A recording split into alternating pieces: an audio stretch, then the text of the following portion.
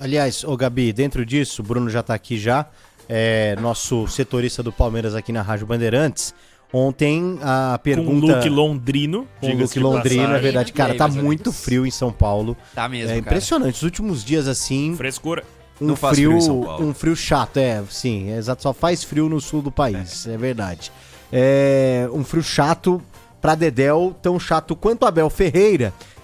Que é o seguinte, Bruno, ontem você fez a pergunta da coletiva, né? A pergunta que repercutiu em todos os canais, todas as redes, como deve ser feito aí como deve fazer o bom repórter. Como faz Paulo do Vale, né? Sempre indo ali na questão polêmica. E aí me chamou a atenção que você pergunta da renovação, faz uma contextualização dos últimos dias, né? E o Abel, ele, de uma forma ali bem apelativa, aproveitando a data, o Dia dos Pais, ele fala, tô tentando explicar para minhas filhas o que aconteceu aqui. Olha só, o Agrela me aponta, então melhor do que Paulo do Vale falando a respeito, vamos ouvir o Abel Ferreira. Quando chegar a casa hoje vou perguntar, as minhas filhas vão me perguntar o que é que se passou. Hoje correu tudo bem, mas é difícil justificar às minhas filhas o que se passou há 3 ou 4 dias atrás. Elas estão aqui comigo já há muito tempo e não entenderam. É difícil explicar para elas porque é que o pai foi xingado, a torcida.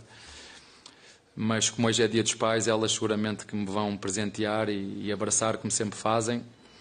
E como elas já disseram publicamente, quando o pai ganha é do Palmeiras, quando perde é delas. Eu repudio o que vem acontecendo no Palmeiras nos últimos dias, principalmente na véspera do jogo. Os xingamentos dentro do estádio. Eu não xingaria o Abel da forma como alguns torcedores xingaram, uma boa parte da torcida, porque depois eu ouvi bastante da minha televisão na última quarta-feira. Mas faz parte, o cara tá lá pagando ingresso e tal. Agora, dentro dessa coisa hostil do futebol, o Abel, será que ele esconde das filhas dele quando ele chuta o microfone, quando ele faz gesto obsceno, quando ele perde a cabeça? Será que as filhas dele acompanham o futebol por completo? Ou será que as filhas do Abel, elas só estão agora em choque com os xingamentos do pai? Porque assim, o futebol ele é hostil, ele é violento.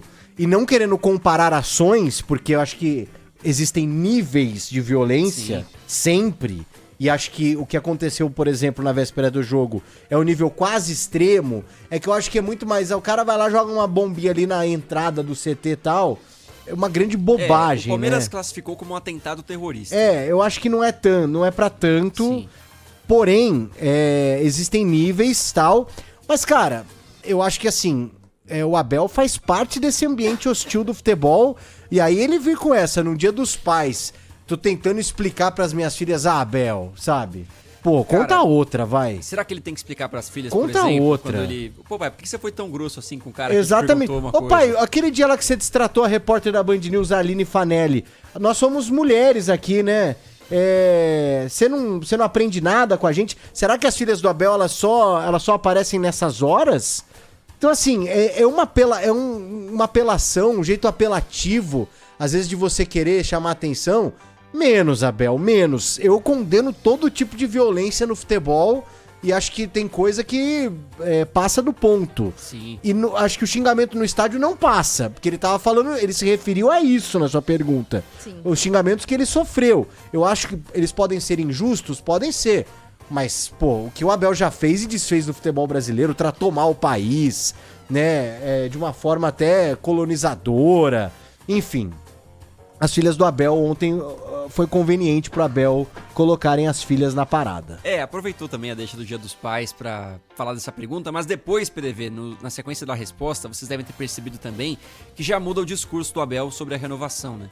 Porque se em algum momento ele falou daquela cláusula, não, só colocar essa cláusula que eu assino, e durante a semana a Leila fala, só falta assinar, tudo acordado, o Abel já diz outra coisa. Nessa pergunta ele responde, meu futuro eu decido na hora certa, e deixou para depois. Então não deu aquela garantia de continuidade no trabalho, como em algum momento ficou mais claro. Então evidentemente mexeu com o Abel essa semana, essa pressão que ainda acontece, que não abaixou, pelo menos um termômetro de redes sociais coloca o torcedor ainda contra o Abel. A vitória não serviu para convencer. Eu acho que o 2-1 contra o Ceará não afasta a eliminação no Clássico. Da forma que foi, o Palmeiras não jogou bem. O Palmeiras teve ali instantes de... O Palmeiras não fez um gol no Corinthians. No campeonato. Não na fez Copa um do gol, Brasil, né? não fez um gol na Copa nem no Paulistão, mas essa vitória contra o Ceará, no primeiro tempo foi péssimo. O Palmeiras não deu um chute no gol. No segundo tempo, funciona quando entra o Flaco Lopes, dá uma agitada no ataque, o Felipe Anderson que era meio que a decisão óbvia há um tempo, né? Todo mundo falando, tem que jogar o Flaco e o Vitor Roque. Artilheiro do Palmeiras na temporada. Era a decisão mais óbvia. Também, que ele entende que deu certo, mas ele deixou subentendido que, olha, deu certo, mas não significa que isso vai acontecer nos próximos jogos, não.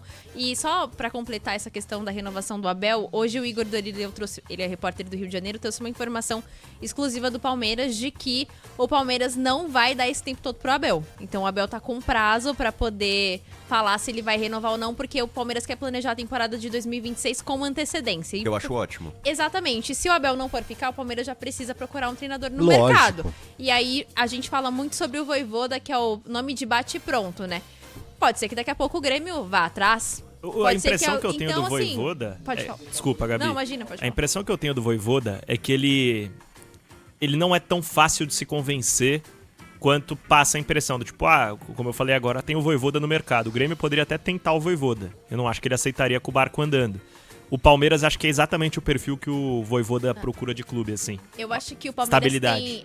o Palmeiras tem com o Abel, na verdade, né? Porque vocês estavam falando de Mano e o Mano passou no Palmeiras em 2019 também, que ninguém entendeu exatamente o motivo, mas Chamavam eu acho de que Fratelo Menezes. Hoje o Palmeiras Foi consegue... aí que começou a dar errado, né? Pior que ele teve, gente, de 20 Lamentável. jogos, ele venceu 11, empatou 5, salvo engano, no Palmeiras. Então ele não teve uma passagem ruim, só que não deu match. Só pra arrematar, essa questão do Palmeiras com o Vojvoda é por conta disso. Essa diretoria do Palmeiras, ela tem uma questão enorme de blindar o treinador, assim.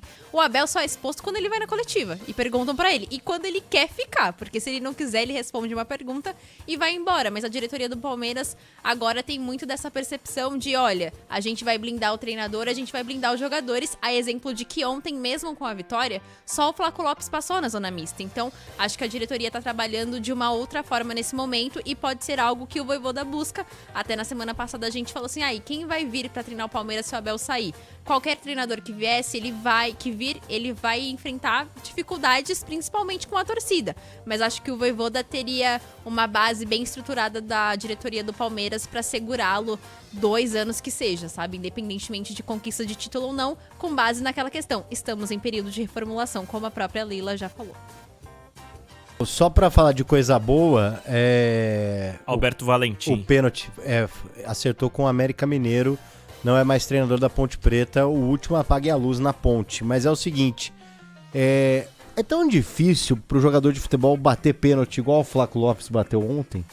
Aparentemente. Os caras que treinam. Já é, se eu não me engano, é o segundo pênalti muito bem batido do Flaco Lopes, né? Pô, cara. Alô, Sabino, Ele né? manda É. uma bomba Eu lá sabia. e ele Pô, acredita. E a postura, né, PDV, de acreditar que ele vai fazer o gol de pênalti, porque fica uma discussão ali, uma boa discussão, tá? Não é de briga, entre ele e o Vitor Roque, de quem vai bater. E em determinado momento eu achei que seria o Vitor Roque, porque já tava no jogo, tava quente, né? Não era um jogador que tava frio ali na partida. E aí quando o Flaco Lopes vai e faz a cobrança, né, bate a cobrança ali de pênalti, eu achei assim, de uma personalidade dele, de assumir, porque por muito tempo ele é ainda muito questionado no Palmeiras, e se existe muito essa discussão, quem vai ser o camisa 9, o Flaco Lopes ou o Vitor Roque? Achei muita Eu personalidade tive uma dele. discussão ontem com um colega justamente sobre isso. Como tem jogadores estrangeiros que vêm pro Brasil, que conseguem entender a importância dos clubes daqui, a importância dos jogos, dos momentos e aparecer. O Flaco acho que é um exemplo desse. Pode não ser um primor técnico, pode não ter sempre uma boa relação com o torcedor, mas ele entende o clube que ele joga, entende a grandeza do Palmeiras e corresponde. Não sei se caras como o Sousa já entendem essa questão, se Mas caras só como o 4 Facundo joguinhos Torres. praticamente, Eu né, sei, Bruno? mas são caras que é uma postura que não é de protagonismo, não é de chamar responsabilidade. E não é o momento Que deles falta. resolverem também, né? É isso. Mas, por exemplo, vocês estavam falando do Grêmio agora há pouco. O Grêmio é cheio de jogador assim, que parece que não entende o tamanho da camisa do Grêmio, jogadores Aliás, estrangeiros. a gente ainda não inclusive. entrou no assunto, ô Bruno. O Cabadeiro ontem, jogador do Cabadeiro. Santos, cara. Fez uma Sim. partidaça. Correu demais, cara. Fez uma Eu tava assistindo partidaça. também. E aí chegou agora também, já mostra que tem uma personalidade, mostra que tem uma vontade, coisas que alguns jogadores estrangeiros não mostram. Então fica muito claro, você vê quem vai dar certo e quem talvez demore um pouco mais pra vingar quando você vê a postura dos jogadores. O Caballero foi um exemplo, o Flaco é outro exemplo. Acho que dá pra perceber os caras que realmente vestem a camisa.